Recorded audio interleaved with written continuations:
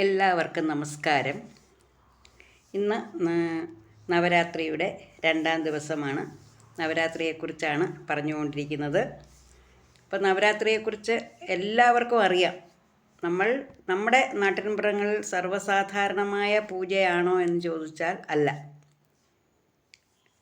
ഇതിനെ വളരെ ആഘോഷമാക്കി ഈ 9 ദിവസവും വളരെ വലിയ പൂജാവിധാനത്തോടു കൂടി ആഘോഷിക്കുന്നവരും ആചരിക്കുന്നവരുമുണ്ട്. നമ്മൾ സാധാരണക്കാർ നമ്മുടെ നാട്ടിൽ, അതായത് ഞാൻ താമസിക്കുന്ന സ്ഥലത്തെക്കുറിച്ചാണ് പറയുന്നത്. അവിടെ സർവ്വസാധാരണമായ ഒരു നിയമാനുസൃതമായിട്ടൊക്കെ ചെയ്യുന്ന ഒരു പതിവില്ല. നമ്മൾ 9 ദിവസം ക്ഷേത്രത്തിൽ പോയി ദർശനം നടത്തും. ക്ഷേത്രങ്ങളിലൊക്കെ വലിയ ആഘോഷങ്ങളും പൂജാവിധികളും ഒക്കെ ഉണ്ട്. പക്ഷേ വീടുകളിൽ വളരെ ഇതുപോലെ നിയമാനുസൃതമായിട്ടുള്ള പൂജ 9 ദിവസം കണ്ണ് വ്രതമെടുത്തും അലങ്കാരങ്ങൾ കൊണ്ടുമൊന്നും നമ്മൾ സാധാരണ ചെയ്ത് കാണാറില്ല. അപ്പോൾ നമ്മൾ നവരാത്രി ആഘോഷിക്കാൻ ദേവിയെ പ്രീതിപ്പെടുത്തുക എന്നുള്ളത് മാത്രമാണ്. ലോകമാതാവിനെ, ദേവിയെ, ദുർഗാദേവി നമ്മുടെ എല്ലാം ഭവനങ്ങളിൽ എത്തിച്ചേർന്നു. അപ്പോൾ ഒരമ്മ നമ്മുടെ വീട്ടിൽ വരുമ്പോൾ എങ്ങനെയാണോ നമ്മൾ സ്വീകരിക്കേണ്ടത്, വളരെ സന്തോഷത്തോടു കൂടി മനസ്സിന് വളരെ തൃപ്തിയായിട്ട് അമ്മയ്ക്ക് എന്തൊക്കെ കൊടുക്കാൻ പറ്റുമോ അതൊക്കെ കൊടുക്കാം. അമ്മയോട് സങ്കടം പറയണ്ട, അമ്മയ്ക്കറിയാം മക്കളുടെ സങ്കടമൊക്കെ. അപ്പോൾ അമ്മയെ സങ്കടത്തോടല്ല സ്വീകരിക്കേണ്ടത്, വളരെ സന്തോഷത്തോടു കൂടി നമുക്ക് എന്തൊക്കെ കൊടുക്കാൻ പറ്റുമോ അതൊക്കെ അമ്മയ്ക്ക് കൊടുക്കുക. അപ്പോൾ അമ്മ നമുക്ക് അനുഗ്രഹങ്ങൾ വാരിക്കോരി ചൊരിയും. അമ്മയ്ക്കറിയാം നമുക്ക് എന്താ ഇല്ലായ്മകൾ, നമുക്ക് എന്താ വേണ്ടത്.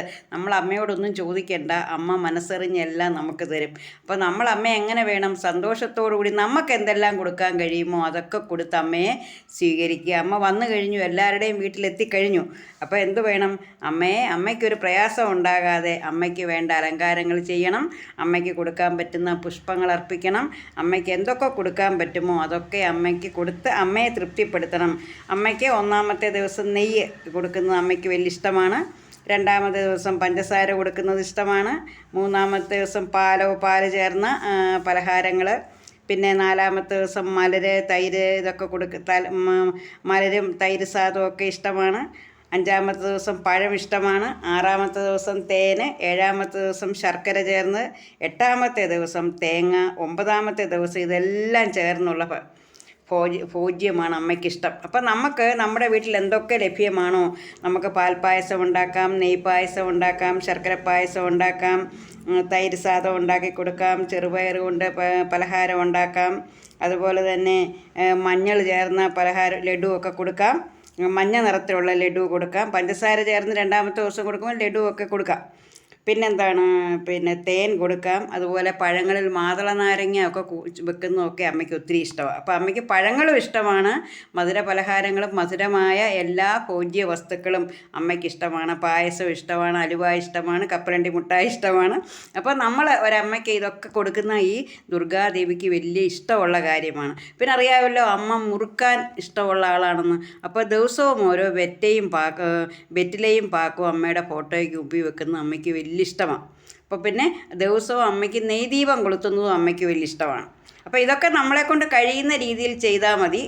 അപ്പോൾ ഇതൊക്കെ കൊണ്ട് തന്നെ അമ്മ തൃപ്തയാണ്. പിന്നെ ഒന്നും ചെയ്യാൻ പറ്റിയില്ലയോ, നമ്മളിങ്ങനെ പ്രത്യേകിച്ച് നമ്മൾ വളരെ വിധാനത്തോടു കൂടി വളരെ വിധിപൂർവ്വമൊക്കെ ആരാധിക്കുമ്പോൾ നമുക്കത് ചെയ്യാൻ പറ്റിയില്ലല്ലോ എന്നുള്ള മനസ്താപമൊന്നും വേണ്ട.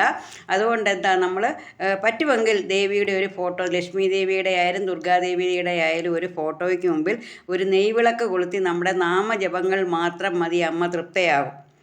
ഈ പറഞ്ഞ രീതിയിലൊക്കെ ഉള്ളത് നമുക്ക് വിളക്കത്ത് വെക്കാൻ പറ്റിയില്ല എന്നുള്ള മനസ്താപമൊന്നും വേണ്ട. ഒരു നെയ്ത്തിരി കൊളുത്തി നെയ്ദീപം കൊളുത്തി അമ്മയുടെ നാമങ്ങൾ മാത്രം പ്രാർത്ഥിച്ചാൽ മതി. ഇന്നലെ നമ്മൾ പറഞ്ഞു 1ാമത്തെ ദിവസം അമ്മ ശൈലപുത്രിയായിരുന്നു. അപ്പോൾ 2ാമത്തെ ദിവസം ബ്രഹ്മചാരിണിയാണ്.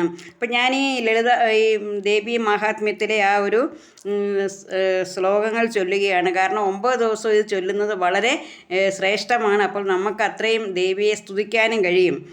പ്രഥമം ശൈലപുത്രീതി, ദ്വിതീയം ബ്രഹ്മചാരിണി, തൃതീയം ചന്ദ്രഖണ്ഡേതി, കുഷ്മാണ്ഡേതി ചതുർത്ഥകം, പഞ്ചമം സ്കന്ദമാതേതി, ഷഷ്ടം കാത്യായനീ ച, സപ്തമം കാളരാത്രീതി, മഹാഗൗരീതി ചാഷ്ടമം, നവമം സിദ്ധിതാ പ്രോക്ത, നവദുർഗാ പ്രകീർത്തിത, ഉക്ത്യാനേതാനി നാമാനി ബ്രഹ്മണൈവ മഹാത്മന അഗ്നിനാം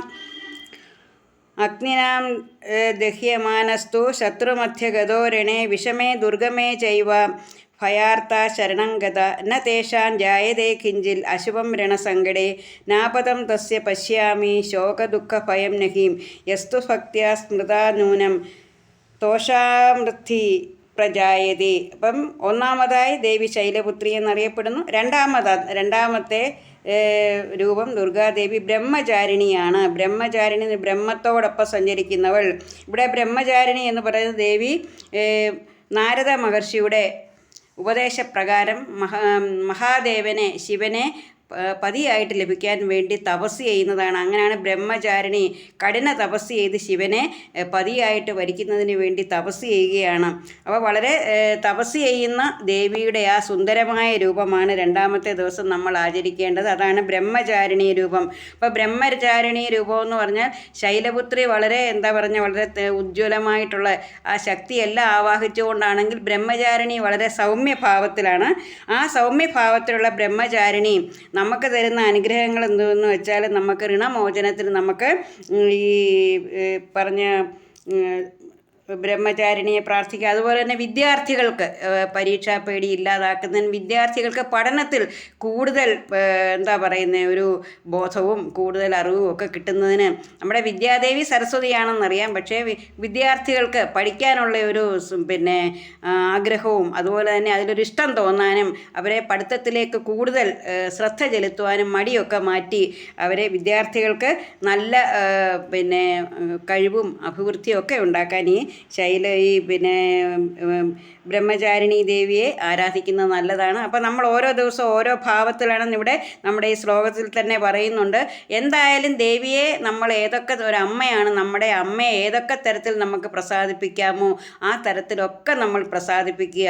ഇന്നലെ പറഞ്ഞതുപോലെ തന്നെ ഒരു സ്ത്രീയെയും നമ്മൾ അവഹേളിക്കാൻ പാടില്ല. എല്ലാ സ്ത്രീകളും അമ്മയാണെന്ന് കരുതി പെരുമാറുക, അതുപോലെ അന്നദാനം നടത്തുക. ഇതൊക്കെയാണ് നമ്മൾ നവരാത്രിക്ക് ചെയ്യേണ്ടത്. നമ്മൾ ഇഷ്ടം പോലെ പൂക്കൾ സമർപ്പിക്കുന്നത് അമ്മയ്ക്ക് ഇഷ്ടമാണ്, ഇഷ്ടം പോലെ പഴങ്ങൾ സമർപ്പിക്കുന്നത് ഇഷ്ടമാണ്. പിന്നെ ഇതൊക്കെ പറഞ്ഞെങ്കിലും നമുക്ക് എന്താണോ സാധിക്കുന്നത് അതിനെക്കാട്ടിൽ ഏറ്റവും ഉപരി വിശ്വാസമാണ്. ഭക്തിയും വിശ്വാസവും, നമുക്ക് അമ്മയോട് ഭക്തിയും വിശ്വാസവും ഉണ്ടെങ്കിൽ നമുക്ക് എല്ലാ ആഗ്രഹങ്ങളും അമ്മ തരും. അമ്മ നമുക്കെന്താണ് വേണ്ടത്, നമുക്ക് എന്താഗ്രഹമാണ് അതെല്ലാം അമ്മ സാധിച്ചു തരും. എല്ലാവർക്കും അമ്മയുടെ അനുഗ്രഹം ഉണ്ടാകട്ടെ എന്ന് പ്രാർത്ഥിച്ചുകൊണ്ട് നിർത്തുകയാണ്. നന്ദി, നമസ്കാരം.